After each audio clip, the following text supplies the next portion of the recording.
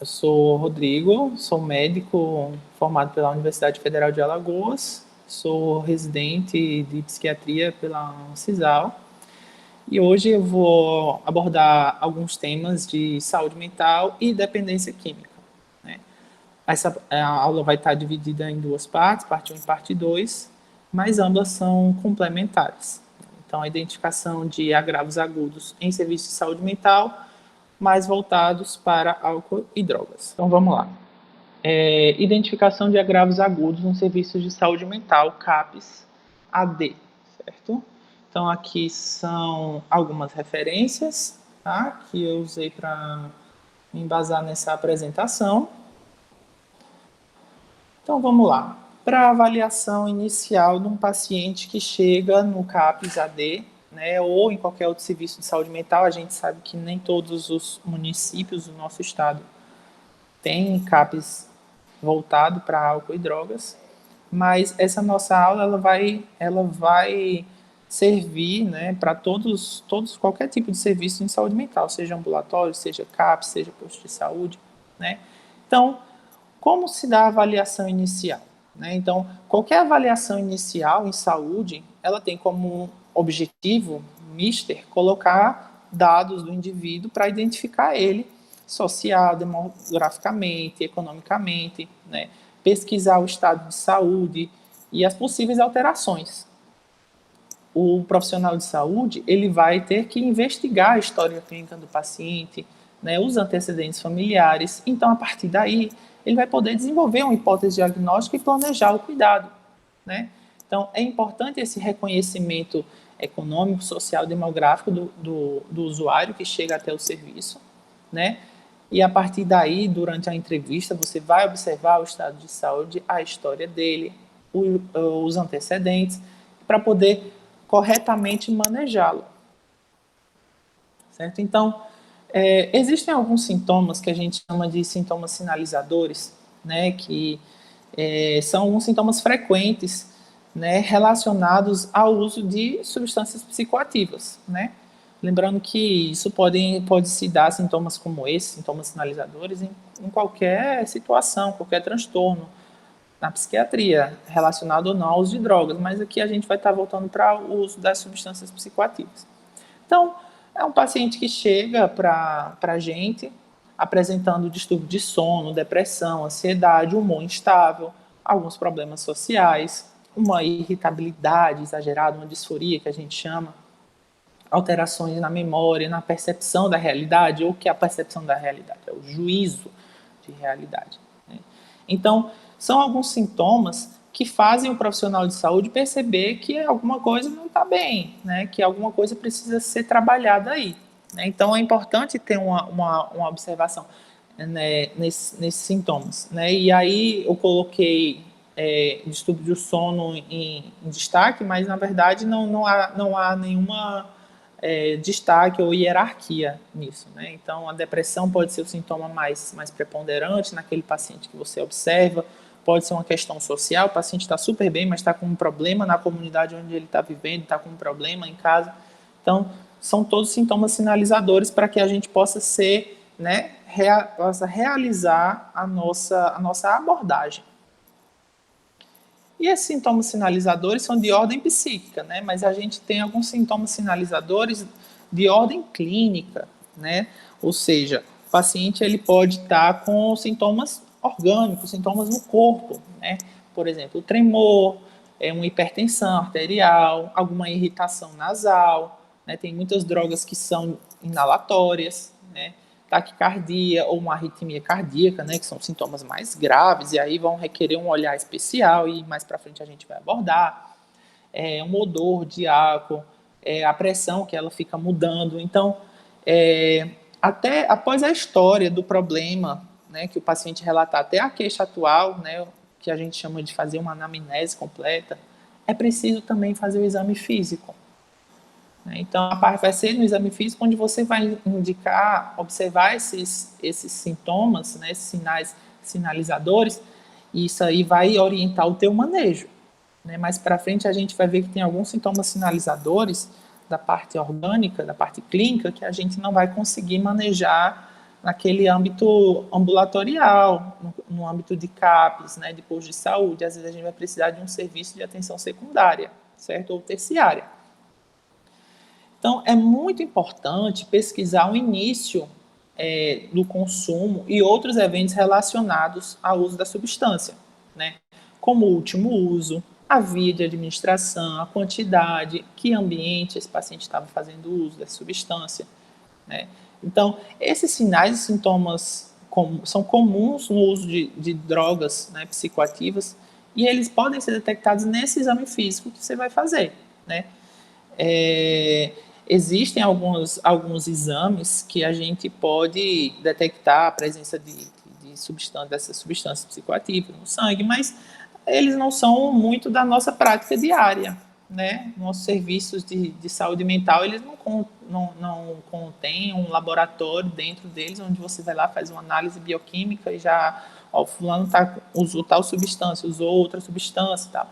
Mas a gente tem como observar alterações sanguíneas, né, dosagem de enzimas hepáticas, né, que são exames mais gerais, mas que podem apontar para o comprometimento de algum órgão. E isso não vai ter de imediato num serviço de unidade básica de saúde, mas um paciente que esteja mais tranquilo, né, não esteja numa situação de emergência, é válido sim, né, fazer a coleta desses exames para poder, a posteriori, a gente começar a fazer um tratamento para a questão clínica do paciente, certo? Então, isso vai contribuir para um diagnóstico mais aprofundado, certo? Então, para cada indivíduo, vai haver um planejamento individualizado, né? E esse deve ser realizado com as atitudes médicas compatíveis com o grau do problema. Então, se for algo, né, de urgência, a gente vai ter que manejar, né, de acordo com a urgência. Se for algo mais leve, enfim, né, um acompanhamento continuado, uma consulta, um dia de marcação do exame, algo que dá para ser levado em médio prazo.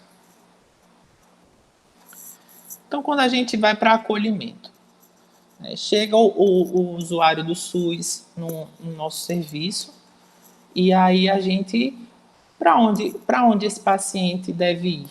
Ele deve ir para cá, ficar conosco no nosso serviço, ele faz perfil para o nosso serviço, ele é um paciente que deveria estar em outro serviço, né? A partir daí, você vai dar esses encaminhamentos, mas você só vai conseguir dar esses encaminhamentos caso você tenha uma escuta ativa, né? Você acolha as demandas desse paciente, enxergue as suas necessidades, demanda as suas necessidades, para que você faça o encaminhamento adequado. E aí, quando a gente decide encaminhar o paciente para outro serviço, né? Então, vamos lá. Eu coloquei aqui o exemplo do Hospital Portugal Ramalho, que é o nosso hospital psiquiátrico aqui, referência no estado, e é o que a gente tem aqui em Maceió, mas pode ser que você, em outro município, tenha outro hospital psiquiátrico de referência, né? Mas o maior aqui que nós temos no estado é o Portugal Ramalho, né? Então, todo paciente que chega com uma queixa de saúde mental ou que chega com uma queixa de uso de drogas deve ser encaminhado para o Portugal Ramalho? Será? Né?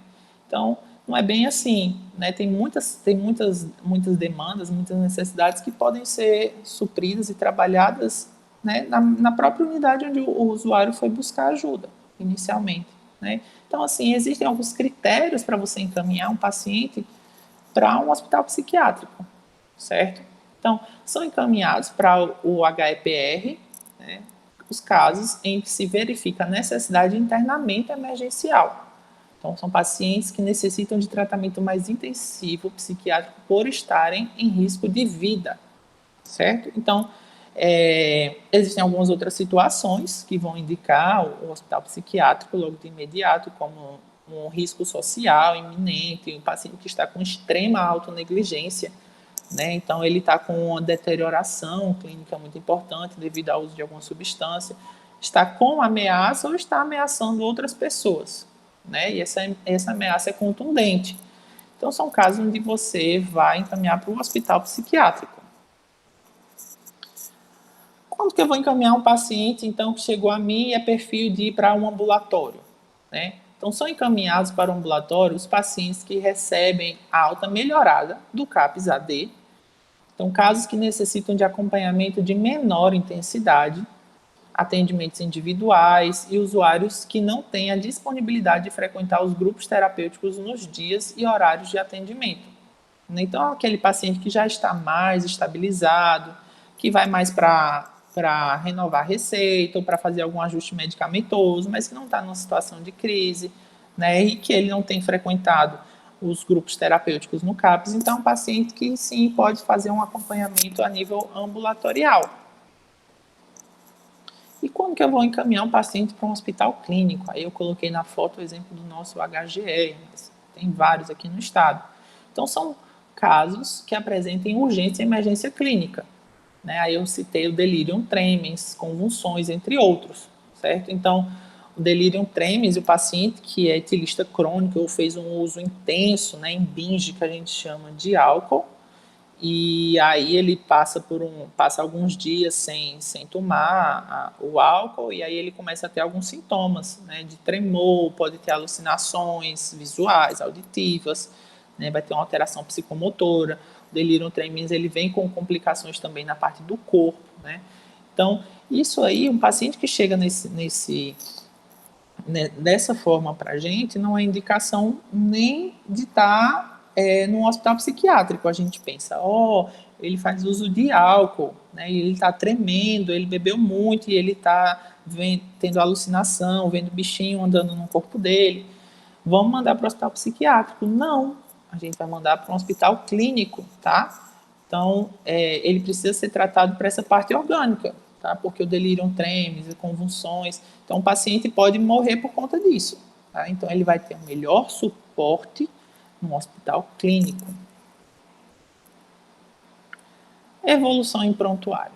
Gente, é muito importante a gente saber preencher bem um prontuário, certo? Então, todos os profissionais que trabalham, né, prestando um serviço à população, à comunidade, têm que registrar os seus atendimentos em prontuário. Prontuário, ele não é só do médico, ele não é só da enfermeira, né, ele não é só da técnica de enfermagem, ele é de todas as pessoas que trabalham, né, prestando serviço de saúde no serviço, seja no CAPS, no ambulatório, na unidade básica de saúde. Então, é um conjunto de documento padronizado, e sim, ele é um documento, ele não pode ser rasurado, né? Você não pode passar uma caneta por cima, você não pode passar um corretivo, né? Fatos, acontecimentos, situações sobre a saúde do paciente e a assistência prestada a ele. Então, tudo que você faz para um paciente, você registra no prontuário. Então, ele tem caráter legal, sigiloso e científico, tá? Então, quando a gente coloca assim um caráter legal, é que o paciente ele pode requerer o prontuário dele para fins legais, fins de perícia ou questões jurídicas, e então ele tem que ser muito bem preenchido, certo? Pelo profissional. Sigiloso, então tem informações que não é para ficar circulando, né, no serviço, ou muito menos compartilhando com pessoas que não estão prestando cuidado a esse usuário, certo? E científico. Então, possibilita a comunicação entre membros da equipe multiprofissional e a continuidade da assistência, né? Então, se o paciente chega ao nosso serviço e eu escrevo somente paciente chegou no serviço, e aí, bem, o próximo colega seu de trabalho que for olhar ou de repente for fazer um estudo do caso daquele paciente, for levar o caso para discussão, vai ter poucas informações a respeito desse paciente, né? Então, você escrever paciente acolhido diz muito pouco ou quase nada, como se fosse uma assinatura de frequência, né? Mas a gente não pode se limitar a isso, né? Então a gente tem que dizer como é que o usuário chegou ao serviço, como é que ele estava, se veio acompanhado de alguém, como é que estava a disposição dele para a prática das atividades propostas, se ele estava com alguma demanda, estava com alguma queixa, estava com algum sofrimento, e o que foi feito a partir daí, certo? Então, É preciso isso porque as equipes, né, fazem reuniões, né, para a gente ver como é que está evoluindo o tratamento dos nossos usuários. Então, ele tem que ser legível, certo?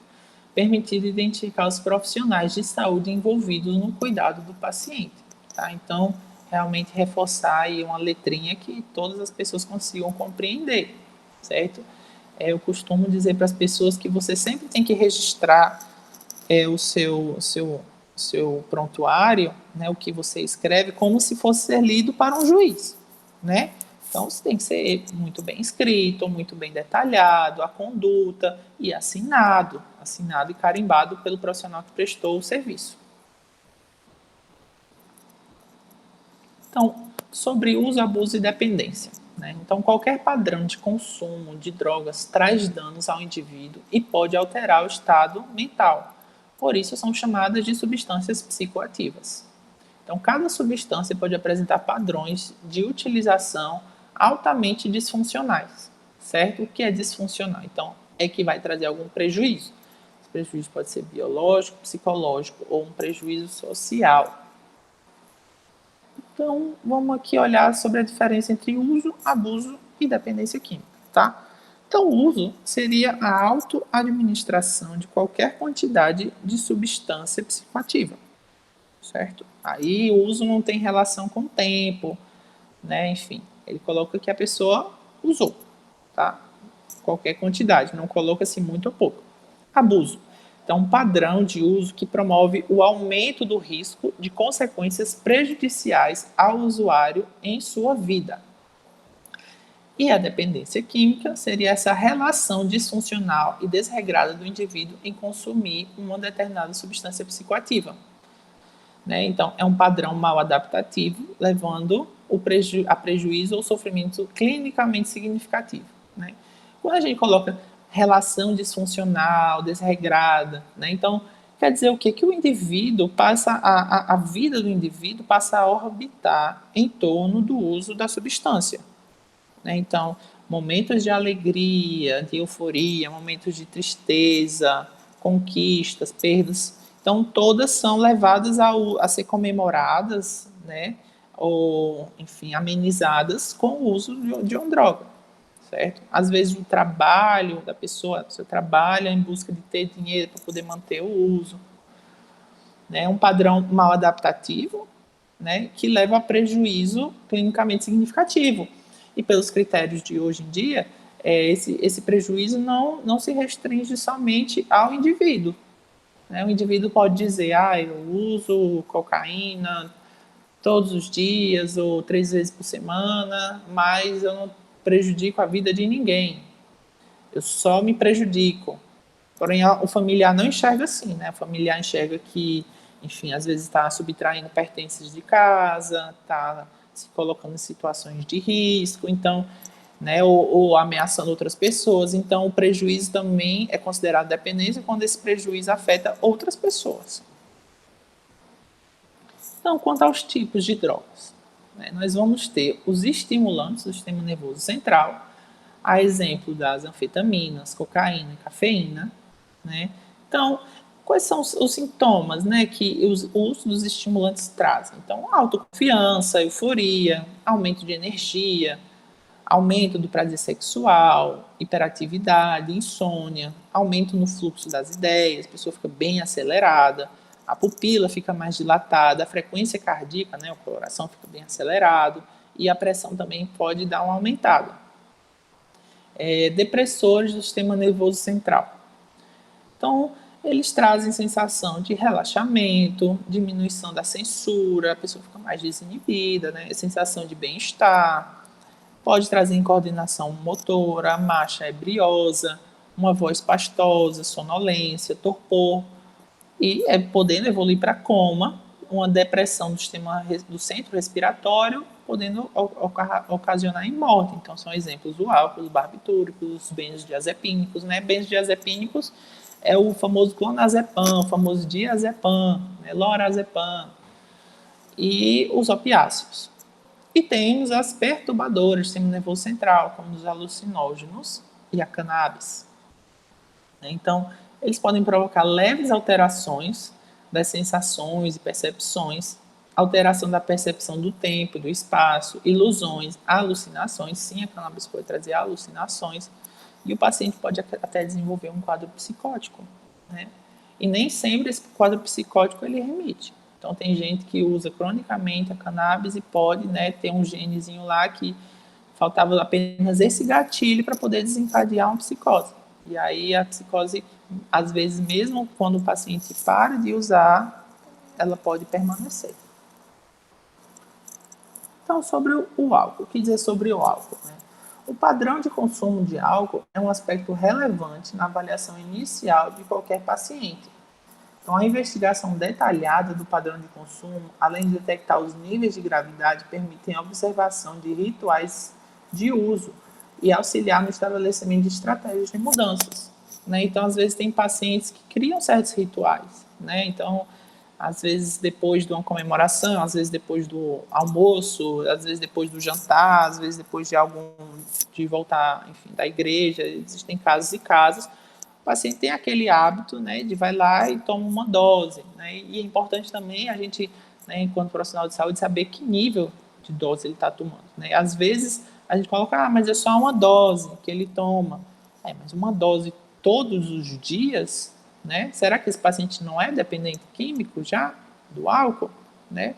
Então é importante a gente ver o padrão, a quantidade e o que o faz, quais são os gatilhos que levam ele a tá usando o álcool, né? Como evitá-los. Então, existe sim intoxicação aguda pelo álcool e ela é bem grave. A intoxicação é o uso nocivo de substâncias em quantidade acima do tolerável para o organismo. Então, os sinais e sintomas da intoxicação alcoólica caracterizam-se por níveis crescentes de depressão do sistema nervoso central. Então, inicialmente, ele pode vir com uma euforia leve, aí vai tontura, ataxia, que é essa alteração um pouquinho da margem, do equilíbrio, incoordenação motora, pode ficar confuso, aí vai ficar desorientado, aí pode evoluir nos níveis mais graves para um estupor ou mesmo um coma, certo? Então, sobre a síndrome de abstinência, né? Então, 70 a 90% das síndromes de abstinência são consideradas leves a moderadas, né? Então, sintomas, né, comuns são tremores, insônia, agitação, inquietação psicomotora, que pode surgir entre 24 e 36 horas após a última dose, né? Então, pode surgir o delírio tremens, ele pode surgir justamente aí, né, depois dessas 33 horas sem uso do álcool. As medidas de manutenção geral dos sinais vitais baixos, né, nesse caso mais leve e moderado, então você ficar monitorizando os sinais vitais do paciente por hora pode ser, né, suficiente. 5% dos dependentes apresentarão uma síndrome de abstinência grave, com crises convulsivas, né, e o caso do delírio tremens. Então, nesse caso, pode ser necessário sim encaminhar ele para um hospital geral, tá bom? O sintoma de abstinência mais comum é o tremor, mas também irritabilidade, náuseas, vômitos, intensidade, ela vai ser variável, vai de uma pessoa para outra, então às vezes uma pessoa com doses menores pode ter, enfim, um sintoma de abstinência maior do que outra pessoa que já usa quantidades maiores, porém por mais tempo, né, cronicamente. Algumas horas após a diminuição ou parada da ingestão, geralmente é no período da manhã que vem esse tremor, então o paciente tem a última dose à noite e de manhã já acorda tremendo. E aí ele já acorda tremendo, aí então ele já vai precisar beber logo de manhã para parar esses tremores. Então, são sintomas da abstinência. Hiperatividade autonômica, hipotensão ortostática e febre. Né? E como eu falei, em alguns casos eles devem ir sim para uma internação num hospital geral. E é importante lembrar, minha gente, que o álcool ele se associa com mais de 200 condições clínicas. Né? Então, hepatite, gastrite, doenças cardíacas, pancreatite, síndromes convulsivas, câncer, diabetes, anemia, hipertensão, varizes de esôfago, síndromes de ansiedade, síndromes depressivas, mesmo pode evoluir, né, até com demência, né, síndrome de Wernicke-Korsakoff, tão famosa, né? Algumas encefalopatias, enfim, são muitas complicações por conta do uso do álcool. Cocaína. Então, é um alcaloide extraído das folhas da coca, planta originária dos altiplanos andinos, e a obtenção da cocaína passa por 2 etapas e origina diversos subprodutos, né, entre eles o crack. As complicações são geralmente agudas, né, complicações psiquiátricas são as que mais levam os usuários a buscar ajuda especializada, né. Às vezes o usuário de cannabis ele demora, mas aí a buscar uma ajuda, geralmente quem vai é a família, muito preocupada, mas na cocaína não, o perfil geralmente é o próprio usuário que busca o serviço de ajuda. Então pode evoluir com quadros agudos de pânico, transtornos depressivos e inclusive transtornos psicóticos, né? Esses são os que são mais relatados. Então a overdose de cocaína, né? É a mais conhecida, certo? Então pode haver uma falência de um ou mais órgãos decorrentes do uso da substância. O mecanismo de ação está relacionado ao excesso de estimulação central e simpática, e a overdose de cocaína é uma emergência médica e por isso requer uma atenção imediata. Infelizmente, nesse slide ele não saiu um esqueminha que eu havia colocado, não tem problema, né? Mas esse esqueminha ele coloca algo, como isso funciona no corpo, né? Então, vai haver uma descarga simpática, né, adrenérgica, um aumento das catecolaminas, né, e esse aumento de catecolaminas vai aumentar os batimentos cardíacos, né, então vai aumentar a pressão sanguínea, a contratilidade do coração, ao mesmo tempo que ocorre um espasmo das coronárias, né, que são aquelas artériazinhas que nutrem o coração.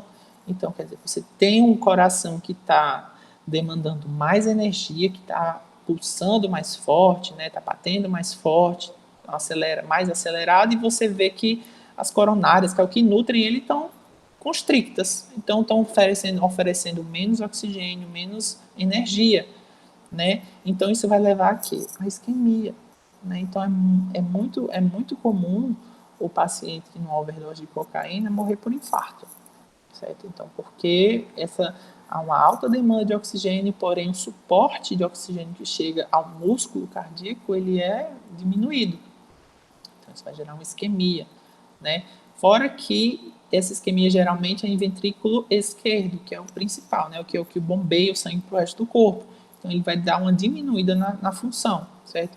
Fora que também existe uma alteração no transporte de sódio, certo? Também existe essa alteração e pode ocasionar como arritmia, né? Arritmia e prolongamento do intervalo QRS, certo? E um prolongamento do intervalo QT, tá? Que são aqueles traçadozinhos que a gente vê no eletrocardiograma, tá? Isso é muito específico, mas enfim, o que eu quero dizer é que ele pode gerar uma arritmia, que é o coração batendo sem compasso, né? Não existe mais aquele tum, tá, né? Então ele fica sem compasso, então ele não vai conseguir bombear o sangue adequadamente. Então, tudo isso pode ocorrer numa overdose de cocaína. Então, chega um paciente num CAPS AD, ou até mesmo no hospital psiquiátrico, no caso de overdose de cocaína, esse paciente ele tem que ser encaminhado para um hospital clínico, tá? E é encaminhado não é assim, botei no carro e vai lá.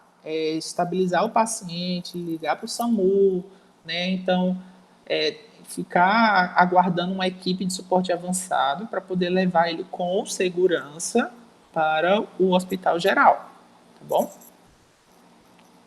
Apareceu agora, olha. Enfim, só um tempinho para vocês darem uma olhadinha. É exatamente o que eu falei para vocês. Então, vamos lá. Maconha, tá? Então, a cannabis sativa, né, é um arbusto da família Maraceae, conhecidos pelo nome de cânhamo da Índia, que cresce livremente nas regiões tropicais e temperadas. Então, contém 400 substâncias químicas, sendo pelo menos 60 alcaloides conhecidos como canabinoides, que são responsáveis por seus efeitos psíquicos. Pode desencadear quadros temporários de natureza ansiosa, como uma reação de pânico ou sintomas de natureza psicótica. Então, às vezes, a pessoa usa esperando um relaxamento, mas pode ter esse efeito rebote, ao contrário, o paciente tem uma crise de pânico ao usar.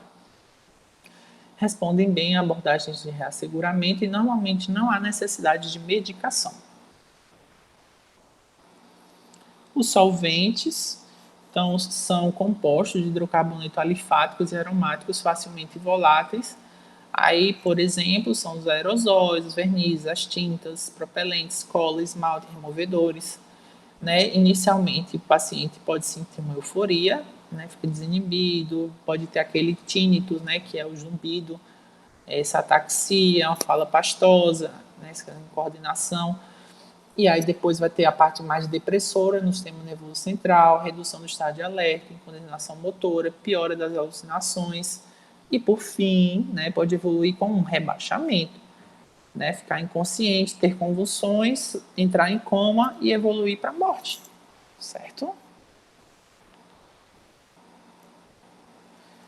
Então, mais uma vez as referências que eu coloquei no início, e essa aí foi a nossa parte 1, ok?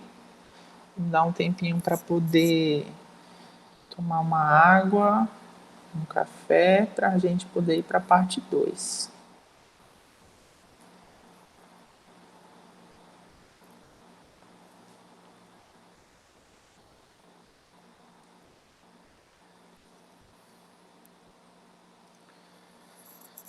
Então, vamos começar agora a nossa parte 2, tá? Na identificação de agravos agudos no serviço de saúde mental, tá? Voltado aqui para álcool e outras drogas, tá? Novamente, vou pôr aqui as referências usadas para essa apresentação.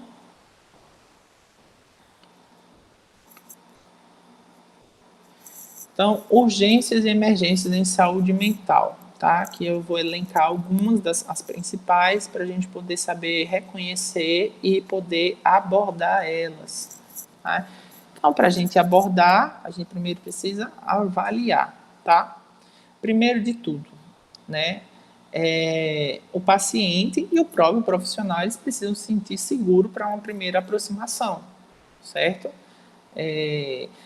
Enfim, se você, profissional de saúde, não está se sentindo seguro quanto à sua integridade física, né, você não vai forçar essa aproximação, tá bom?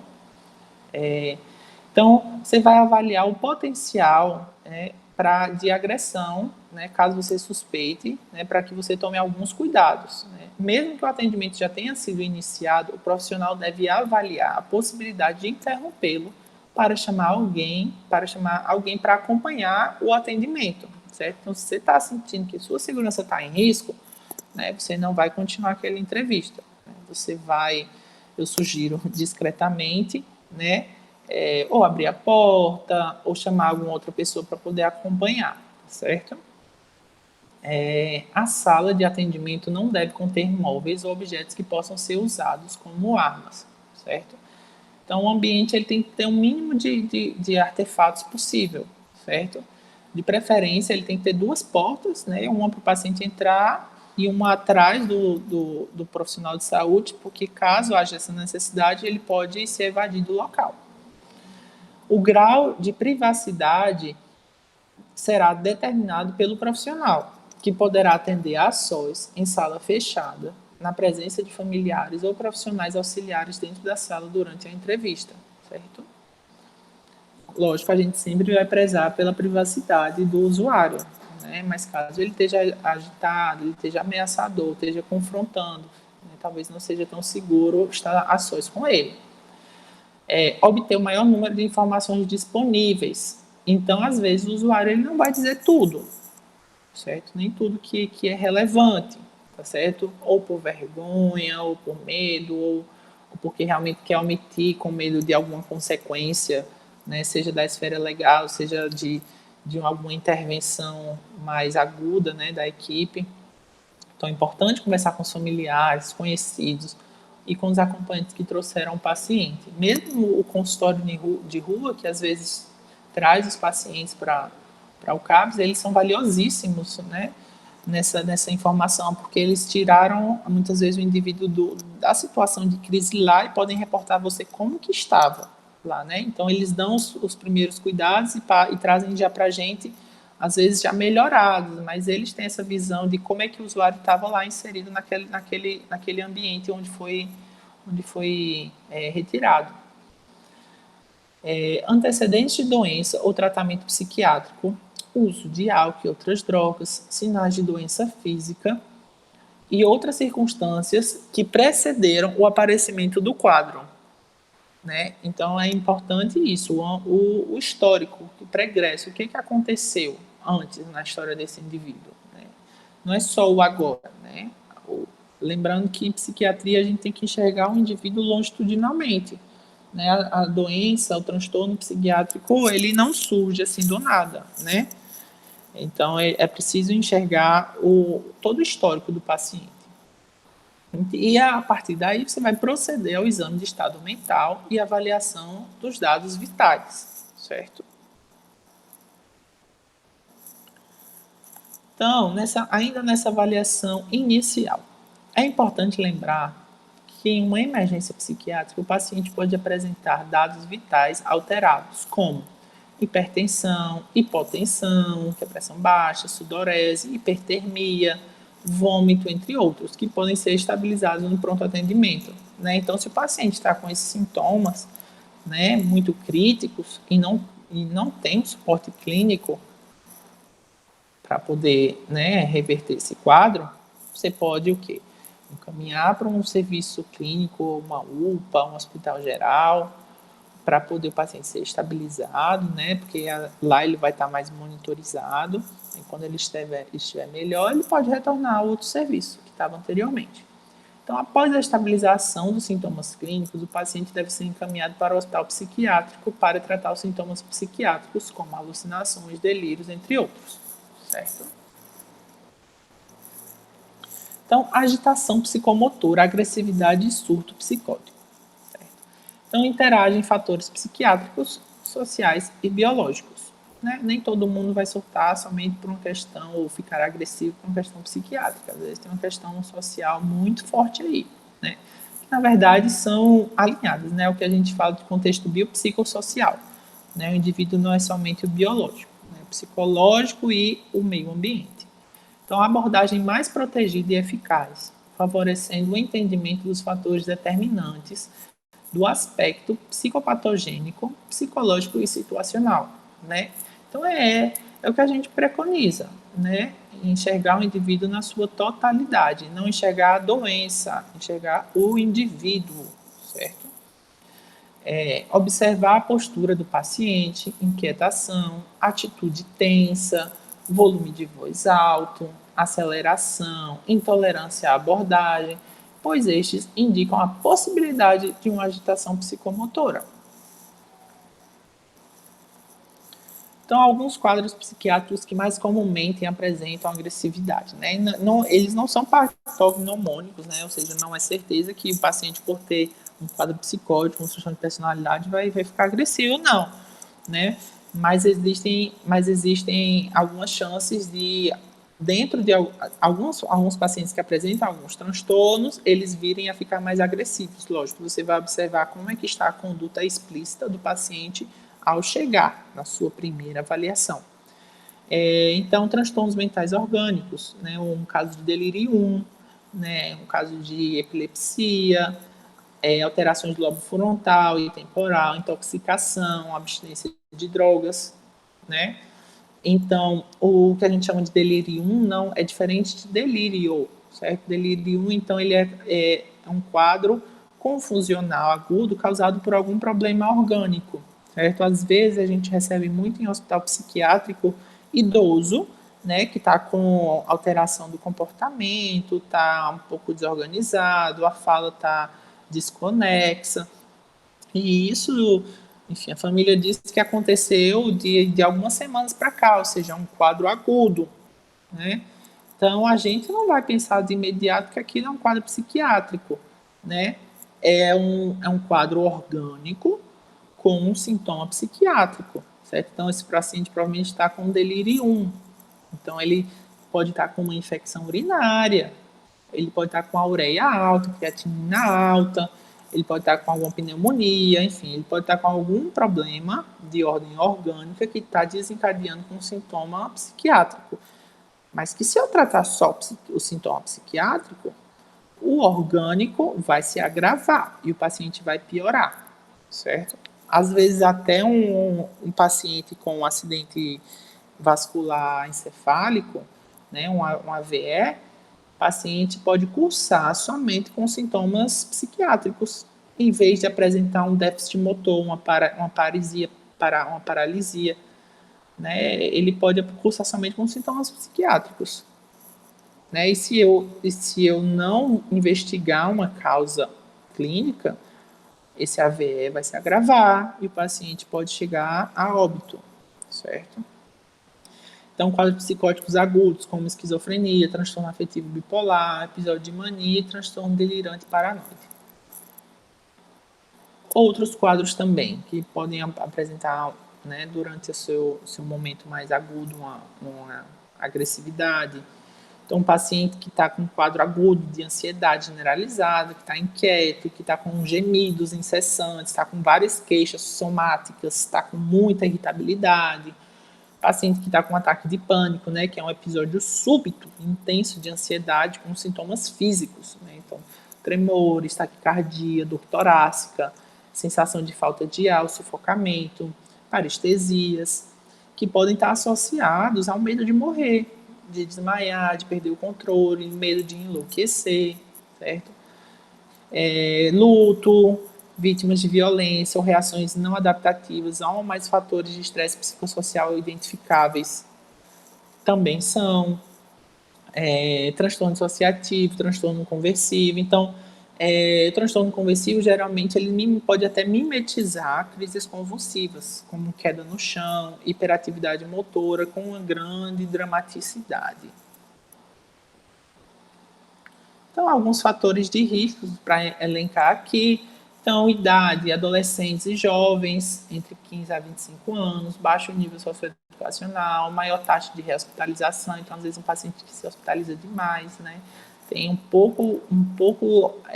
pouca adesão ao tratamento voluntário e tratamento no seu território, ou seja, dentro da sua comunidade. Então, um paciente que se hospitaliza demais. Então, quando o paciente tem alguma comorbidade, como transtorno de personalidade dissocial ou antissocial, história de ato violento, assalto, prisões, vítima de violência na infância, e alguns fatores psicológicos. Então, baixa tolerância a frustrações, baixa autoestima, baixa tolerância às relações próximas, tendência a mecanismos de dissociação e projeção. Então, existem algumas indicações, né, as principais para internação, né, em hospital psiquiátrico, certo? Então, o paciente que tem uso compulsivo com risco de vida, certo? Então, o paciente está usando muita substância psicoativa que está colocando a vida dele em risco, né? O uso de drogas que exige uma desintoxicação hospitalar, porque tem algumas drogas que o paciente não vai conseguir desintoxicar somente em casa, ele precisa de estar dentro de um hospital, porque ele pode ter sintomas de abstinência muito graves, tá certo? O sintoma de abstinência pode ser tão grave quanto a própria intoxicação. Complicações médicas ou psiquiátricas. Então, paciente que apresentou algum problema, algum prejuízo no corpo por conta do uso, né? Enfim, se automutilou, por exemplo. O paciente que está com prejuízo social severo, né? Tá com, às vezes está em situação de rua, a família abandonou, está com alguma ameaça contundente na comunidade por conta do seu uso. Resistência intensa ao tratamento, então aquele paciente que não aceita ser tratado de forma alguma, não tem consciência de morbidade, que a gente chama de insight nenhum, então continua no uso, né, continua se colocando em situação de risco, continua expondo terceiros à violência ou a situações de risco, então também vão indicar essa internação. Um fracasso no tratamento ambulatorial, então com todos os serviços da rede, né, todas as possibilidades foram esgotadas, né, a gente acaba podendo recorrer a essa internação. E, novamente, um maior risco de auto ou heteroagressão, quer dizer, auto a si e hétero a outro. Então, vamos falar sobre a tentativa ou risco de suicídio, né? Que é bem recorrente nos serviços de saúde mental. Então, primeiro, né, logo que o indivíduo chegar a você, você vai perguntar ao paciente sobre ideação suicida, em perguntar ao paciente sobre ideação suicida, né? Lógico, o que eu quero dizer aqui é, o paciente que chega para você, que está lá com aqueles sintomas de depressão, de tristeza ou uso, enfim, quando você chega um dado momento na entrevista onde você tem que perguntar sobre isso, certo? E tem muito profissional que não pergunta porque acha que se tocar no assunto o paciente vai lá e faz, e não é bem assim. Então, é o contrário, na verdade, né? Lógico, você não vai chegar logo de imediato falando sobre isso e nem perguntando dessa forma. Eu geralmente pergunto, depois que estabeleço um bom relacionamento com o paciente, uma boa conexão com o paciente, ele se sente mais à vontade para conversar, eu pergunto se o paciente já teve pensamentos de que se viver não seria, que se não vivesse seria melhor, que se acordasse morto seria melhor, que a vida não faz mais sentido, né? Então, você vai margeando, né, até perguntar mesmo se a pessoa já fez ou se está com algum pensamento de fazê-lo, certo? Então, todos os pacientes com depressão unipolar ou bipolar, moderada grave, devem ser perguntados aberta e especificamente sobre ideação, planos e tentativas de suicídio, certo? A gente não pode fechar os olhos para isso, tá? Idosos têm alto risco de suicídio, aí o motivo seria pelo luto e a solidão, são os principais motivos relatados para considerar o suicídio. Então, também pacientes que passaram por perdas recentes, principalmente do cônjuge, e doenças médicas limitantes, incapacitantes, devem ser rastreados ativamente para depressão e suicídio. Então, algum paciente que recebeu algum diagnóstico estigmatizante ou de alguma doença terminal, então pode estar pensando sim sobre isso, né, por pensar erroneamente que é um fardo na vida de alguém, que não tem mais jeito, não tem mais esperança para si. Então é importante a gente fazer essa investigação. E aí, às vezes a gente se pergunta, tem como prever que uma pessoa vai se matar? É impossível ter essa certeza. Né? O que a gente faz é uma avaliação do risco. Então a gente avalia através da entrevista clínica, né? Que também pode ser o primeiro momento aonde a gente vai oferecer o suporte, né? O paciente, a início, pode estar desconfiado, sonolento, desorientado, negando o ato. Né? Cabe a gente também detectar alguns diagnósticos psiquiátricos, certo? E levantar alguns fatores de risco que possam combinar com o suicídio, certo? Em geral, nesse primeiro contato, o paciente ele não vai relatar pessoalmente ao médico, né? Às vezes por vergonha, por medo de ser internado, né? Mas quando existe uma boa conexão, né? Ou às vezes não é nem com o médico, às vezes é com o enfermeiro, com o técnico de referência, né? E aí as perguntinhas, né? Então a gente pode fazer essas perguntas de uma forma menos específica, né? Mas que ajuda a gente a entender, a responder o que a gente está buscando. Então, perguntar se o paciente falar que a vida não vale mais a pena, se só enxerga a morte como alívio para o seu sofrimento. E aí a gente, enquanto profissional de saúde, a gente tem que investigar o nível de planejamento. Né? Se essa pessoa já falou para alguém, se tem tentativas anteriores, né? Algum histórico, né, de vivências suicidas, quais foram os estressores agudos, se ele está vivendo algum estressor agudo no momento, como é que em relação à impulsividade dessa pessoa, se é uma pessoa muito impulsiva ou não, e se tem algo que faz ela afastar desse pensamento e afastar do suicídio, né, ou seja, que a gente chama de fatores de proteção. Né? Para algumas pessoas pode ser a religião, para outras pessoas pode ser os filhos, pode ser o cônjuge, enfim, pode ser algum parente, né, que faz ela se impedir. E aí a gente se agarra nisso, né?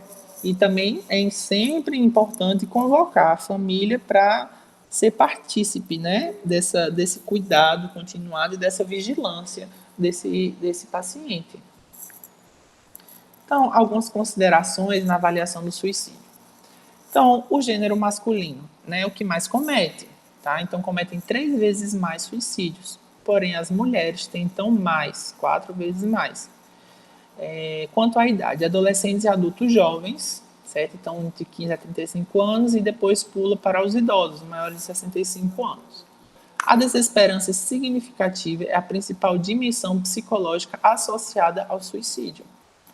É importante avaliar a presença de ideação, intenção ou planejamento suicida, o acesso a métodos para efetuar o suicídio e a letalidade desses meios. Então, se um paciente tem arma em casa ou alguém tem arma em casa, né, ele teria, né, formas de fazê-lo. É importante alertar a família, né, para ter vigilância, tirar esses objetos de perto do paciente, né, para que ele não fique próximo, tentado a usar nenhum desses métodos. A observar se ele tem tentativas prévias e a gravidade desses intentos, né, se foram tentativas com alta letalidade ou baixa letalidade. Lembrando que a gente não pode subjugar um paciente que teve uma tentativa prévia por baixa letalidade. Tomou só comprimido de anti-inflamatório para se matar, paracetamol, apesar que tem muita gente nos Estados Unidos que morre por conta do paracetamol. Mas a gente não pode minimizar nenhum tipo de tentativa, certo? Às vezes essa consciência da letalidade de quem trabalha na saúde. Às vezes, para a pessoa que tentou, ela achava que aquilo ia de fato matar ela, certo? Então, a gente não pode minimizar tentativas de baixa letalidade. Comportamentos de auto ou heteroagressão, incluindo autonegligência, certo? Que é não cuidar de si próprio. Então, higiene precária, não quer mais trabalhar, não come, né? Aquele paciente que está com as vestes rasgadas, né? Não está se cuidando mais. Outras considerações. É importante avaliar a impulsividade e a agressividade. Né? Então, paciente bastante impulsivo tem mais risco, sim, de cometer suicídio. O abuso de álcool e outras substâncias, né? Como a gente tem abordado aqui.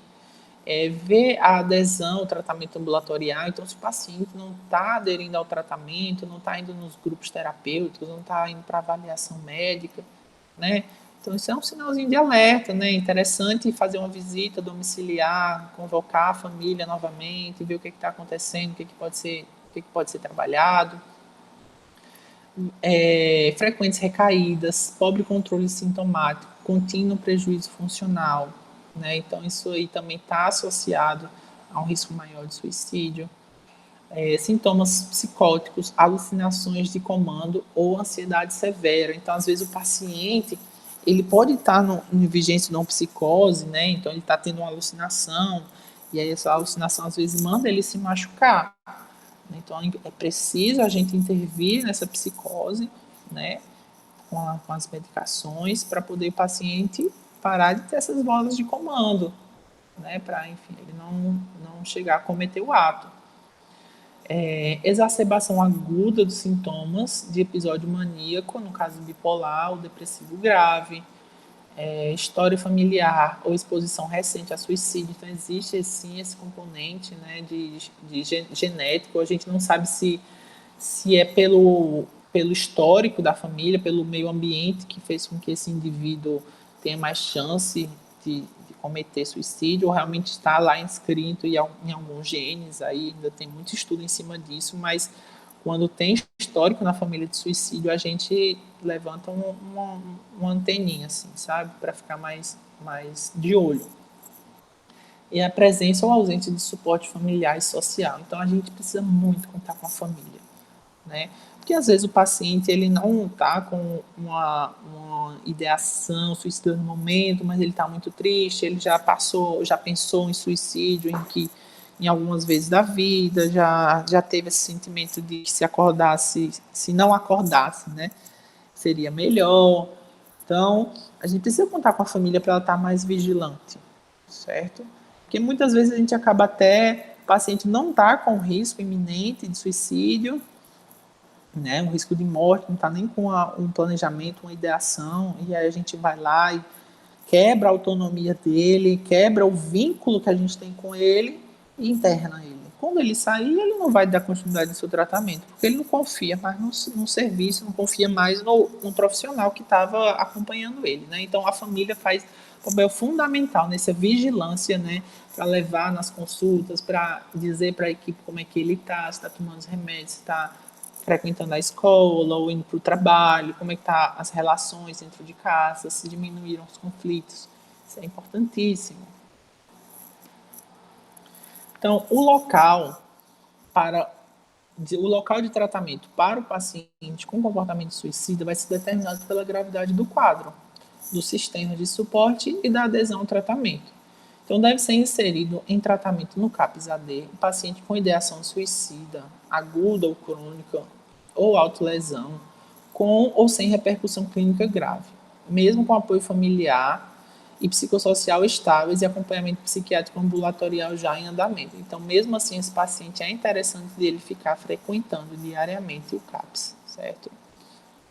Sempre que possível, os usuários encaminhados para a urgência clínica deverão estar acompanhados por pessoas que possam prestar informações relevantes sobre o caso, familiares, vizinhos e amigos.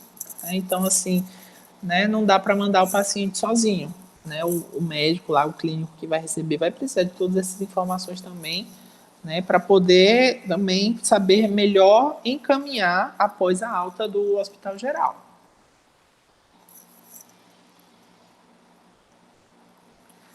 Então, gente, finalizando, vamos para essa última parte, né, que é um caso clínico, que é a pergunta motivadora, né, que vai ficar aí de questionamento para vocês, e aí vocês levam isso para discussão, enfim. Eu pensei em fazer, na verdade, né, e fiz um caso clínico que eu achei mais interessante para deixar a resposta mais em aberto, né? Enfim, e aí fazer a gente fosforilar um pouquinho, tá certo? Então é um caso clínico construído, tá certo? É um paciente fictício, mas que existem muitos, né? Na vida real e casos muito similares, tá certo? Então vamos lá.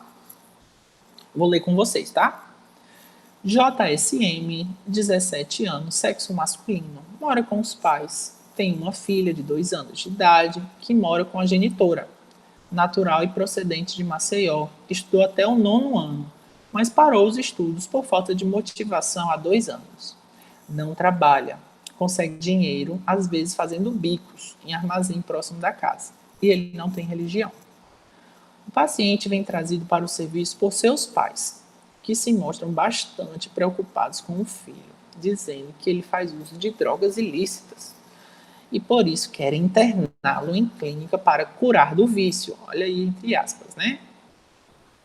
Nunca procuraram ajuda prévia de nenhum serviço de saúde mental.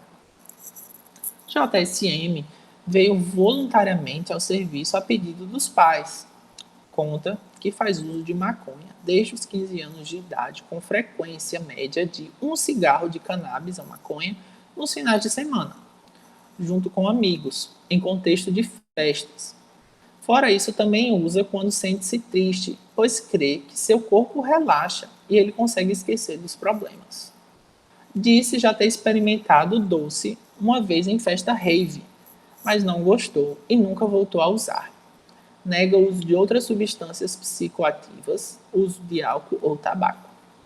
Ultimamente, vem se sentindo bastante ansioso devido a questões financeiras da família, pois seu pai, que era o provedor da família, perdeu o emprego e sente-se pressionado a trabalhar, porém não conseguiu finalizar os estudos. Além disso, os pais têm ameaçado interná-lo contra sua própria vontade por conta do uso de maconha, o que lhe traz ainda mais angústia. O jovem apresenta boa aparência, vestes limpas, higiene adequada, está orientado, é receptivo e colaborativo durante a entrevista. Relata que desde a separação de sua ex-companheira há 2 anos, mãe de sua filha, vem se sentindo mais triste, pois gostava muito dela. Parou de praticar futebol e ir à escola, tendo trocado seu hobby por videogame, pois assim não precisaria interagir com outras pessoas. negou pensamentos de morte e nunca fez nada contra sua integridade física ou de outrem. Disse que conheceu a maconha por intermédio de um amigo e que sente que quando usa fica mais aliviado.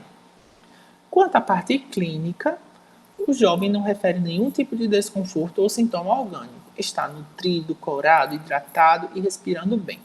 Na triagem, não foi observado qualquer alteração nos seus sinais vitais. Os pais e o usuário relatam boa convivência familiar, negam conflitos em casa ou problemas com vizinhos.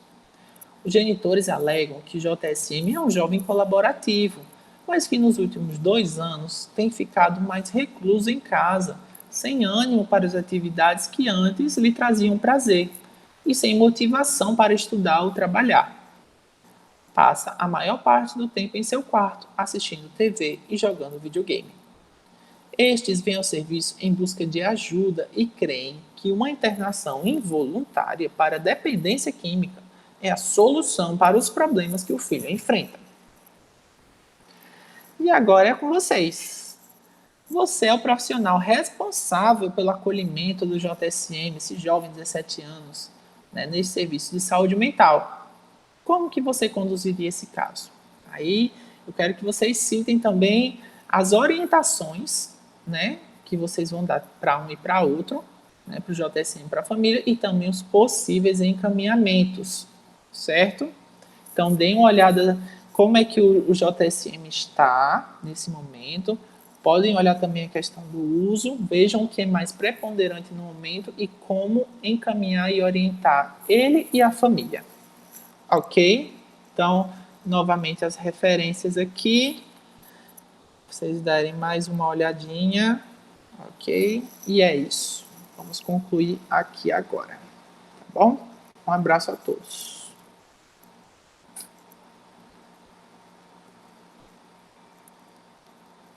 Deixa eu voltar aqui.